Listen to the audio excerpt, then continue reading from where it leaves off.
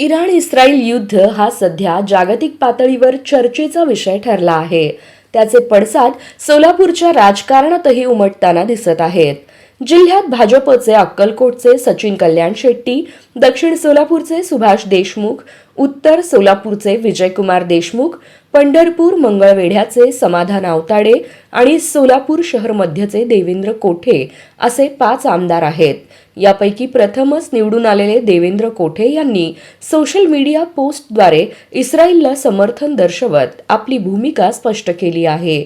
आंतरराष्ट्रीय संघर्षाबाबत स्थानिक आमदारानं व्यक्त केलेले मत राजकीय वर्तुळात चर्चेचा विषय ठरला आहे.